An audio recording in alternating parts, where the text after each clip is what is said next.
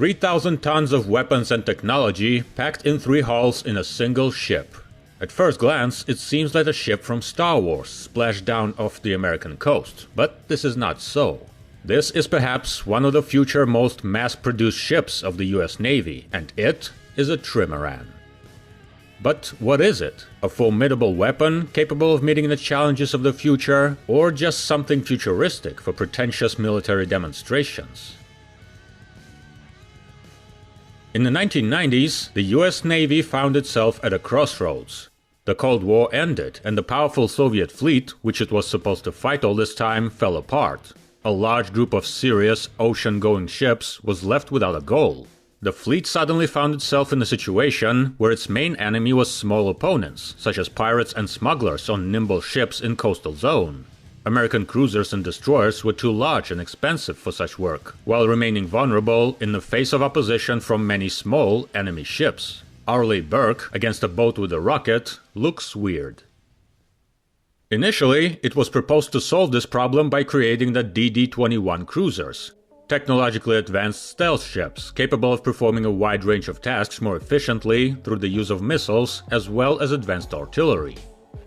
But from the very beginning, it was clear that these ships would be very expensive, and the Navy would not be able to afford a sufficient number of them.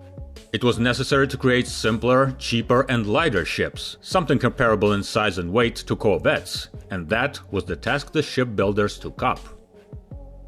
Naturally, in the process of development of the program for the creation of littoral combat ships, or in short LCS, these ships became more complex, larger, and more expensive. New tasks, weapons, and equipment appeared. They had to be able to cross the ocean, sail very fast, fight submarines and mines, conduct reconnaissance, transport troops, and accommodate aviation complexes, primarily helicopters. The cost of the program was also added by the fact that the differences and prospects of the concepts were so serious that it was decided to make 2 types of ships at once. One of these ships is the Freedom class, created by a consortium of Lockheed Martin, Fincantieri, and Marinette Marine corporations. For our time, it looks like quite a regular ship. Angular shapes, a gun on the front deck, a helipad. The ship we're talking about today is the second member of the LCS program, but unlike Freedom, this ship cannot be called regular at all. The Independence class littoral combat ships are the product of another consortium of companies, General Dynamics and Austal. In the case of this ship, questions arise at the first glance. Independence is a trimaran. A trimaran is a vessel with 3 hulls located parallel to each other and connected at the top. Of course, trimarans have their own advantages and disadvantages. They are more stable in sailing, allowed to make a larger deck. They are more difficult to sink, while such a structure, thanks to special hydrodynamics, allows to decently increase the speed. Of the disadvantages, it can be pointed out that such ships require a much greater structural strength, since while sailing on the waves, a serious load is created in the beams between the hulls. And of course, the economy. It is more difficult to build a trimaran than an ordinary ship, especially if we're talking about a rather large ship. Although trimarans were invented a long time ago, they became popular in the early 2000s with the birth of both small sports sailing ships as well as yachts and various transport vehicles. The military has also been working with them for a long time.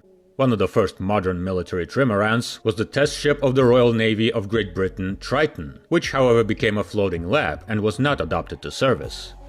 In the United States, ships with several hulls were also quite active, although preference was given to catamarans, such as the FSF-1 Sea Fighter.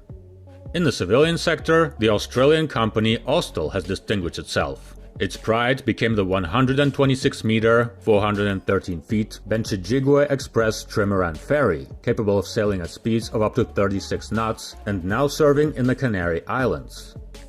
The ship turned out to be very technologically advanced, and its concept became interesting to the American military. Just a reminder, one of the creators of the Independence class is precisely Austal, so Benchijigwe Express in a sense is its older brother. In 2004, as part of the tender for the creation of future LCS ships, Lockheed Martin and General Dynamics received a preliminary order for several prototypes. Both companies and their partners had to assemble 2 ships, after which the military had to choose one of them for a large contract for 55 ships. In 2005, Freedom was laid down, and in 2006, respectively, Independence, at the Ostel USA docks in Mobile, Alabama. It's like a special area for foreign companies. Just a few miles from the docks of the Australian Ostel is the plant of the European Airbus. As it often happens, the construction of the lead ship of a new class and with such a complex design was not without a serious cost overrun. By the time it was put into service, the Independence had spent $700 million, although it was planned to be $220. To be fair, it should be noted that the rest of the ships that followed were already much closer to the planned figure. And so, ships of the Independence class are made up of 3 hulls located in parallel, the main one in the center and 2 small ones on the sides, which are called outrigger hulls. This is the reason for the unusual appearance. Most of the ship hangs in the air, sliding over the water as if on skates.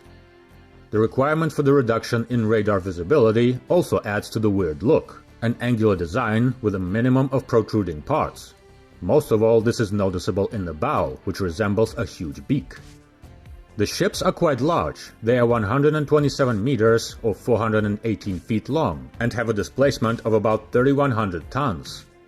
For example, the Arleigh-Burke-class destroyer is 155 meters, 509 feet long, not much more, with almost 3 times the displacement. One of the important conditions of the fleet when ordering these ships was their high speed. The trimaran scheme makes it possible to achieve excellent performance of 44 knots, 81 kilometers per hour, with reduced fuel consumption in comparison with conventional ships of this type. At the same time, the greater resilience of the trimaran scheme allowed to make it lighter. The ship for the most part is made of aluminum, not steel, although it will be easier to break through such a hull. The range is appropriate, 4,300 nautical miles, almost 8,000 kilometers. The requirement of the military for the ability to cross the ocean is fulfilled. Another advantage of the ship was the rather large deck in the aft section and the interior space below it. The compartments with a volume of 11,000 cubic meters are designed to accommodate a large amount of various equipment depending on the mission, including weapons and vehicles up to armored personnel carriers like Humvee or ICV Striker. For loading and unloading, as well as work at sea, this compartment is equipped with several large hatches, the main one being in the stern. Due to the large area of the deck stretching over 3 hulls, the aircraft carrier capabilities of the ship are wider than that of similar vessels. The ship has a landing pad that can operate several aircraft at once, and the hangar can accommodate a pair of SH-60 Seahawk helicopters, or several drones, such as the MQ-8 Sea Scout. The ship's power plant is a complex system, at first glance even too complex. After all, we're not talking about an aircraft carrier or a heavy cruiser. Its core is a pair of gas turbine generators with a capacity of more than 45,000 horsepower each, plus a group of diesel generators for the main and auxiliary functions, which together give power to 4 water jet propulsion units located at the stern of the central hull. The Independence, like a number of other newest military vessels being created in our time, has the highest level of automation of all onboard functions. The open architecture control complex created by General Dynamics itself includes both automation of functions and interfaces scattered around the ship, primarily of course on the bridge. Thanks to these solutions, a rather large warship is supported by a crew of only 43 sailors. The system turned out to be successful, and it was also integrated into another exotic ship, the Spearhead-class transport catamaran, another brainchild of Ostel USA. Of course, the most important thing on a warship is weaponry. It is rather modest here, in comparison with what we are used to seeing on larger ships, but considering the tasks, it is quite worthy. The role of a classic club on the ship was given to the 57mm Mark 110 cannon from BAE Systems in the turret located in the bow of the ship. The cannon is a simple, cheap and crude tool. More formidable for opponents of medium severity will be the missile arsenal of the LCS. The ships are equipped with blocks of 8 NSM missile launchers created by Norwegian Kongsberg Defence and Aerospace. An anti-ship missile is capable of hitting targets at a distance of up to 100 miles, 185 kilometers, at a speed of Mach 0.95. Not the most intimidating option, but quite decent. By the way, the Boeing RGM-84 Harpoon and Lockheed Martin LRASM missiles also claimed this position, but the job remained with NSM.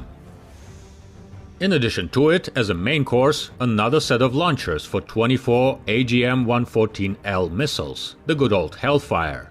Not a bad way to deal with small ships and boats, as well as, if necessary, clear the coastal zone of enemy forces. Raytheon's CRAM complex is responsible for protecting the ship.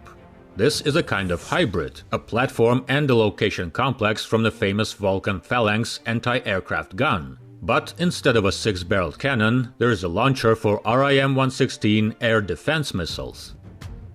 It wasn't possible to work without cannons at all, so the ship was equipped with several 50 caliber machine guns and a pair of 30mm Mach 44 Bushmaster II chain guns, a good argument in dealing with small boats that were smart enough to get close to the ship.